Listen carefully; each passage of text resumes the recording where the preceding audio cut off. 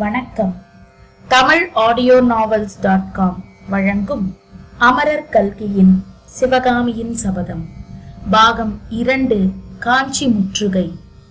4ஆம் அத்தியாயம் சிவகாமியின் பிறந்த நாள். வாசிப்பவர் பர்வதவர்த்தினி. ஆஹா, சிவகாமியை நாம் பார்த்து எத்தனை காலமாகிவிட்டது. காஞ்சியை விட்டு வெளியே போகக்கூடாது என்று மாமல்லருக்குத்தான் சக்கரவர்த்தி கட்டளையிட்டிருக்கிறாரே தவிர நாம் போவதற்கு எவ்வித தடையும் இல்லை அல்லவா?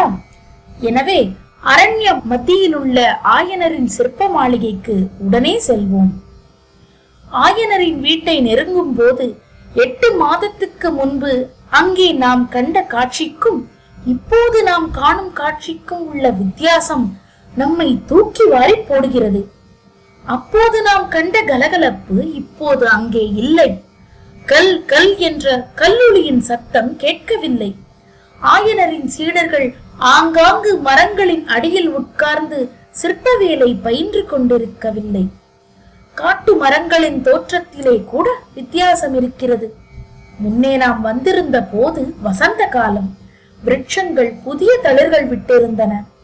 மாமரங்களில் இளம் தளிர்களுடனே பூங்குத்துக்கள் குலுங்கின.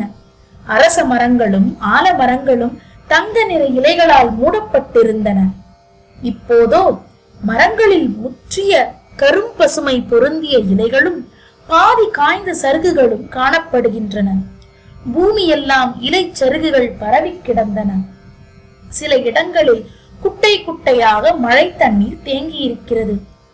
முதல் நாள் இரவு பெய்த மழை நீர் மரங்களின் இலைகளில் தங்கி இருந்தது.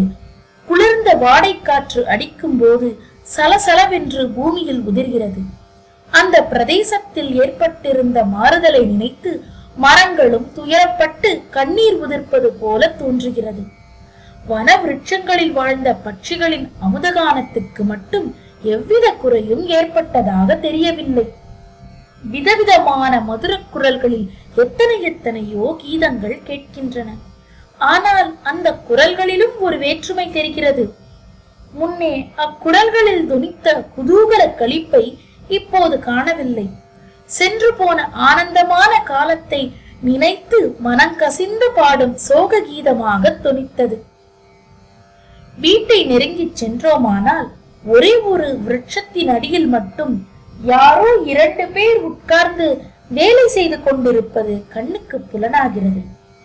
ஆம், அவர்களில் ஒருவர் ஆயன சிற்பிதான். ஆனால் அந்த மேதையின் முகத்தில் முன்னம் நாம் பார்த்த சாந்தம் இப்போது எங்கே? அந்த கண்களிலே இந்த ஆவல் வெறி எப்போது குடிகொண்டது? அவரும் அவருடன் இருக்கும் இன்னொருவனும் என்ன செய்து கொண்டிருக்கிறார்கள்? ஏதேதோ பச்சிலைகளை சேர்த்து அவர்கள் கல்லில் வைத்து இடித்தும் அரைத்தும் சாரி இறக்கிக் கொண்டிருக்கிறார்கள். அவர்களுக்கு அருகில் அடுப்பு ஒன்று எரிந்து கொண்டிருக்கிறது. அதில் ஒரு சட்டியில் பச்சிலை சாறு கொதித்துக் கொண்டிருக்கிறது. சுற்றுப்புறத்தில் பற்பல சட்டிகளில் வர்ண குழம்புகள் இருக்கின்றன. இதையெல்லாம் பார்க்கும் போது ஆயன சிற்பியார் சித்திரம் எழுதுவதற்குரிய வர்ண சேர்க்கை முறைகளை பரிசீலனை செய்து கொண்டிருக்கிறார் என்று ஊகிக்கலாம். போர்க்களத்தில் இருந்து சக்கரவர்த்தி மாமல்லபுரத்திலும் மற்ற இடங்களிலும் நடந்து கொண்டிருந்த சிற்ப பணிகளையெல்லாம் நிறுத்திவிடும்படி கட்டளை அனுப்பிய பிறகு ஆயனர் தமது அருமை மகளை அழைத்துக் கொண்டு பழைய அரண்ய வீட்டுக்கு வந்து சேர்ந்தார். தம்முடைய சீடர்களை தொண்டை மண்டலத்தில் உள்ள எல்லா கோயில்களிலும் பாரத மண்டபங்களை கட்டுவதற்காக அனுப்பிவிட்டார். ஒரே ஒரு சிற்றாளை மட்டும் தம்முடைய உதவிக்கு வைத்துக் கொண்டிருந்தார். சில காலமாகவே ஆயனருடைய உள்ளமானது சிற்பக்கலையிலும் நாட்டிய கலையிலும் ஈடுபடவில்லை. நாகார்ஜுன பர்வதத்துக்கு அனுப்பிய பரஞ்சோதி திரும்பி வருவதை அவர் வெகு ஆவலுடன் எதிர்பார்க்கலானார். சில நாளைக்கெல்லாம் அவருக்கு பரஞ்சோதியை பற்றிய வெகு விசித்திரமான செய்திகள் கிடைத்தன. அவன் பல்லவ சைன்யத்தில் சேர்ந்து பல்லவ குதிரைப்படையின் தளபதியாகிவிட்டான் என்றும் அதிசயமான வீரச் செயல்களை புரிந்து வருகிறான் என்றும் வதந்திகள் உலாவின. அதற்கு பிறகு நாகநந்தியடிகளும் அங்கு வரவில்லை. ஆயனருக்கு என்றும் அழியாத வர்ண ரகசியத்தை அறிந்து கொள்ளும் ஆவல் 1க்கு 10 மடங்காக பெருகியது.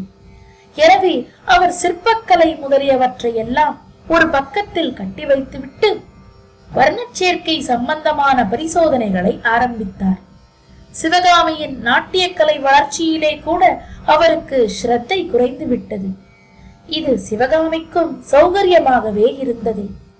ஏனெனில் அவளுடைய வாழ்க்கையாகிய வானத்திலே ஜெகத் ஜோதியாக உதயமாகி அவளுடைய இதய தாமரையை மலரச் செய்திருந்த பிரேம சூரியனை பாடி பரவி வாழ்த்தி வணங்குவதற்கே அவளுக்கு காலம் போதாமல் இருந்தது.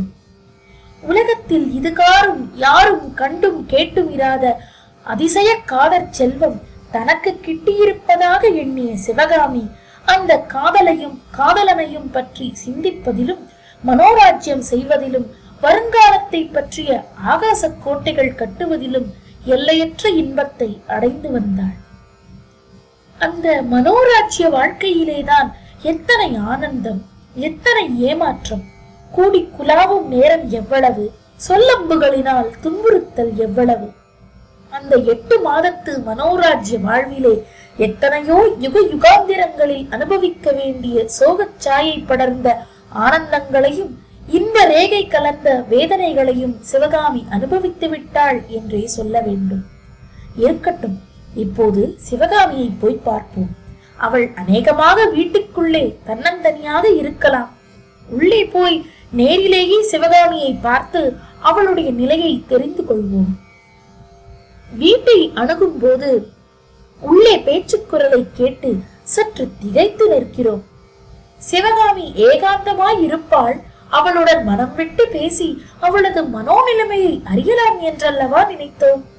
அவளுடன் பேசிக் கொண்டிருப்பது யார்? ஒருவேளை அவளுடைய செவிட்டு அத்தையாய் இருக்குமோ? இல்லை, ஆடவரின் குரல். அதிலும் 2-3 ஆடவர் குரல்கள் அல்லவா கேட்கின்றன.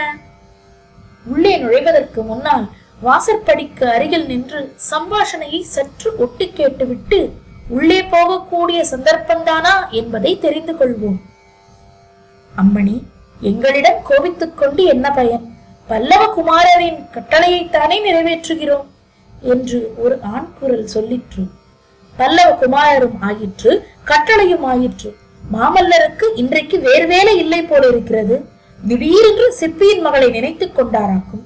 இருக்கட்டும், அந்த தந்த பெட்டிக்குள்ளே என்ன இருக்கிறது? திறந்து காட்டுங்கள் என்று கோபம் கொண்ட கோமகளின் அதிகார குரலில் சிவகாமி ஆக்ஞாபித்தாள். தென்பாண்டி நாட்டிலே கொற்கை துறைமுகத்தில் குளித்தெடுத்த அற்புதமான முத்து மாலைகள் இந்த தந்த பெட்டியில் இருக்கின்ற அம்மணி. இதோ பாருங்கள், கன்யாகுப்ஜத்து ஹர்ஷவர்தன சக்கரவர்த்தியின் பட்டமகிழ்ச்சி கழுத்திலே கூட இம்மாதிரி முத்து மாலை கிடையாது. எப்படி ஜொலிக்கிறது பார்த்தீர்களா என்று ஏவலாளன் கூறினான். போதும் போதும், இந்த முத்து மாலைகள் யாருக்கு வேண்டும்? உங்கள் குமார சக்கரவர்த்தியிடம் நான் சொன்னதாக சொல்லு. ஆயன சிற்பியின் வீட்டுக்கு அருகே தாமரை குளக்கரையில் புன்னை மரம் ஒன்று புஷ்பித்திருக்கிறது. காலை நேரத்தில் அம்மரத்தடிக்கு சென்றால் தரையிலே 1000 முத்துக்கள் சொரிந்து கிடக்கும்.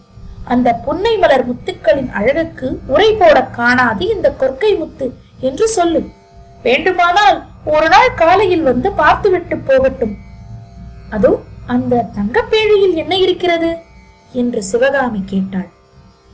அம்மணி, அலைக்கடலின் ஆழத்திலே சௌந்தரிய தேவதை ஒளித்து வைத்திருந்த பவளங்கள் சமுத்திரராஜனின் கடுங்காவலை மீறி அபகரித்துக் கொண்டு வரப்பட்டவை. மன்னாதி மன்னர்கள் எல்லாம் தங்கள் மணிமகுடத்தில் புனைவதற்கு ஆசைப்படக்கூடியவை. ஒப்பற்ற பவளங்கள் இந்த தங்கப்பேழியில் இருக்கின்றன. பாரத நாடெங்கும் புகழ்பெற்ற பரத சாஸ்திர ராணியின் மேனியை அலங்கரிப்பதற்கு உகந்தவை என்று இந்த பவள மாலைகளை பல்லவகுமாரர் அனுப்பி இருக்கிறார். அழகுதான். இந்த பவள மாலைகள் உங்கள் பல்லவகுமாரருக்கு அதிசயமாய் தோன்றலாம். ஆனால் அவரிடம் நீ போய் சொல்லு, ஆயன சிற்பி வீட்டின் 2ஆம் கட்டிலே அந்த சிற்பியின் மகள் வளர்க்கும் கிளிகள் இருக்கின்றன. அந்த கிளிகளின் வாயில் உள்ள செம்பவளத்துக்கு எப்பேற்பட்ட கடல் பவளமும் இணையாகாது. வேண்டுமானால் நேரில் வந்து பார்த்துவிட்டு போகும்படி சொல்லு. இருக்கட்டும், அதோ அந்த கூடைகளிலே என்ன? அரண்மனை உத்தியானவனத்திலே மலர்ந்த சண்பக பூக்கள், குண்டு மல்லிகைகள், பிச்சி மலர்கள். வேண்டாம் வேண்டாம், உடனே எல்லாவற்றையும் வெளியே கொண்டு போங்கள். உங்கள் பல்லவ குமாரரிடம் சிவகாமி ஒரு காலத்தில் பூ என்றால் பிராணனாய் இருந்ததுண்டு. ஆனால் ஏதோ ஒரு காரணத்தினால் இப்போது பூவை கண்டால் பிடிப்பதே இல்லையாம் என்று தெரியப்படுத்துங்கள். ஆமாம், இதையெல்லாம் எதற்காக இப்போது பல்லவகுமாரர் அனுப்பினாராம்? இன்றைக்கு தங்களுடைய பிறந்த தினம் என்பதற்காக அனுப்பியுள்ளார் அம்மணி. அப்படியா? மிகவும் சந்தோஷம். இந்த ஏழை சிற்பி மகளின் பிறந்த தினத்தை குமார சக்கரவர்த்தி நினைவு வைத்துக் கொண்டிருப்பது பற்றி நிரம்ப சந்தோஷம். ஆனால் அவருடைய ஞாபக சக்தியில் ஏதோ கோளாறு ஏற்பட்டிருக்க வேண்டும். நீங்கள் இந்த பொருள்களை எல்லாம் எடுத்துக்கொண்டு போய் இன்று சிவகாமியின் பிறந்த நாள் இல்லை என்று சொல்லிவிடுங்கள். சிவகாமி என்கிற பெண் பூமியில் பிறக்கவே இல்லை என்று பல்லவகுமாரரிடம் சொல்லிவிடுங்கள். இதென்ன விந்தை! சற்று முன்னால் ஆயன சிற்பியை வீட்டுக்கு வெளியே மரத்தடியில் பார்த்தோம் அல்லவா? இப்போது வீட்டுக்குள்ளே இருந்து அவருடைய கனிந்த குரலை கேட்கிறோம். குழந்தாய் சிவகாமி, உனக்கு என்ன வந்து விட்டது? ஏன் இப்படி இவர்களை விரட்டி அடிக்கிறாய்? குமார சக்கரவர்த்தியே உன்னுடைய பிறந்த தினத்தை ஞாபகம் வைத்துக் கொண்டு வரிசைகள் அனுப்பியிருக்கும் போது சும்மா இருங்களப்பா. குமார சக்கரவர்த்தியை லேசுப்பட்டவர் என்று நினைக்காதீர்கள்.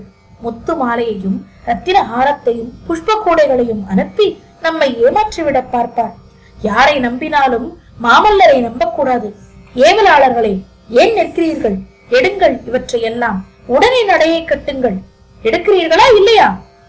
இதோ எடுத்துக்கொண்டு போகிறோம் அம்மா, இதோ எடுத்துக்கொண்டு போகிறோம். இவ்வாறு பயந்து நடுங்கிக் கொண்டு கூறிய ஏவலர்கள் வரிசை பொருள்களை எடுத்துக்கொண்டு வீட்டுக்கு வெளியே வருவார்கள் என்று நாம் எதிர்பார்க்கிறோம். ஆனால் யாரும் வெளியே வருகிற வழியை காணோம். நல்ல மர்மம் இது. வீட்டுக்குள்ளே பேச்சுக்குரல் மட்டும் கேட்கிறதே தவிர வேறு நடமாடும் சந்தடியை காணோமே. வியப்பாக அல்லவா இருக்கிறது. உள்ளே போய் பார்த்து விடலாம். உள்ளே போனால் நமது வியப்பு 1க்கு 10 மடங்காகிறது. ஏனெனில் உள்ளே சக்கரவர்த்திக்காக ஆயனர் அமைத்திருந்த சிற்ப சிம்மாசனத்திலே சிவகாமி மட்டும்தான் தன்னந்தனியாக உட்கார்ந்திருக்கிறாள். இத்தனை நேரமும் அவள் சம்பாஷணை நடத்தியதெல்லாம் யாருடன்? இதோ மர்மம் வெளியாகிறது. சிவகாமி பேசுகிறாள். தனக்குத்தானே பேசிக் கொள்கிறாள். ஏவலாளர்களே, இங்கே வாருங்கள் என்கிறாள். ஒருவரும் வரவில்லை. ஆனாலும் எதிரில் யாரோ இருப்பதாக எண்ணிக்கொண்டு பேசுகிறாள். உங்கள் பல்லவ குமாரரிடம் இதையும் சொல்லுங்கள். மாமல்லர் என்றைக்கு மனம் கனிந்து சிற்பி மகள் சிவகாமியை பார்ப்பதற்கு வருகிறாரோ அன்றைக்குத்தான் அவளுக்கு பிறந்த தினம் என்று சொல்லுங்கள். தெரிகிறதா?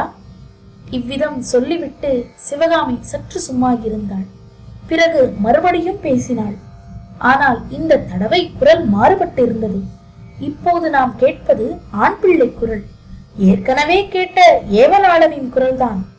அம்மணி, மன்னிக்க வேண்டும்.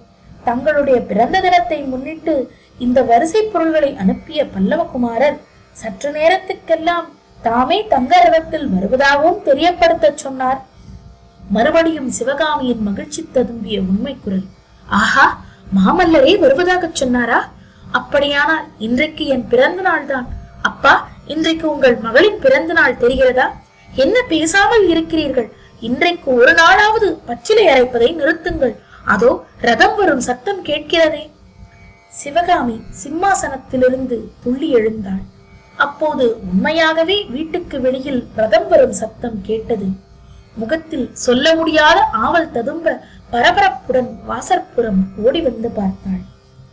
வீட்டை நெருங்கி ரதம் வந்து கொண்டிருந்தது. அது குமார சக்கரவர்த்தியின் தங்க ரதம்தான். ரதசாரதியும் கண்ணபிரான் தான். ஆனால் ரதத்தில் இருப்பது யார்? வேறு யாரோ போல் இருக்கிறதே. ஆஹா, என்ன ஏமாற்றம்! வருகிறவர் யாரா இருந்தாலும் நிச்சயமாக மாமல்லர் அல்ல. சிவகாமி அந்த சிற்ப வீட்டின் வாசல் தூணை பிடித்துக் கொண்டு கற்சிலையை போல் நின்றாள். இத்துடன் 4ஆம் அத்தியாயம் நிறைவடைந்தது. நன்றி நேயர்களே. மீண்டும் அடுத்த அத்தியாயத்தில் சந்திப்போம். வணக்கம்.